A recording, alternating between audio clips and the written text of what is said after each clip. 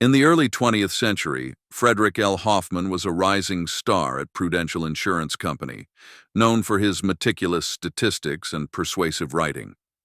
But beneath his reputation as a data expert lay an agenda that would shape American healthcare for decades. Hoffman firmly believed that science could justify exclusion, and he used his position to push a dangerous narrative. In 1896, Hoffman published a controversial work titled Race Traits and Tendencies of the American Negro. In it, he claimed that African Americans were biologically inferior, destined for extinction due to their supposed predisposition to disease and high mortality rates. These ideas weren't fringe at the time. They were eagerly embraced by insurance companies and policymakers who were looking for justification to deny coverage to marginalized groups. Hoffman argued that insuring these groups was a financial risk, labeling them as uninsurable. His ideas were more than just words on a page. They became the scaffolding for a healthcare system built on exclusion and inequality.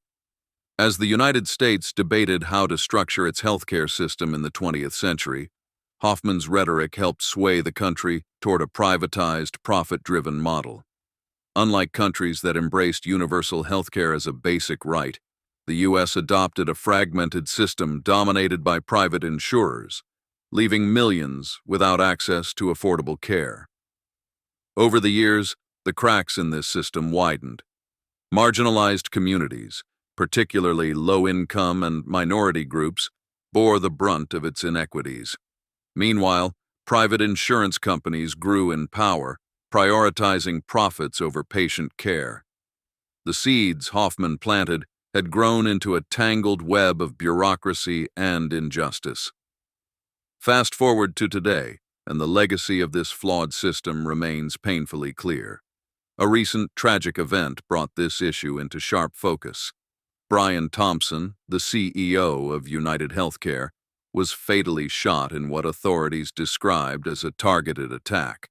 The suspect, Luigi Mangione, was reportedly enraged by the company's handling of insurance claims and its labyrinthine policies.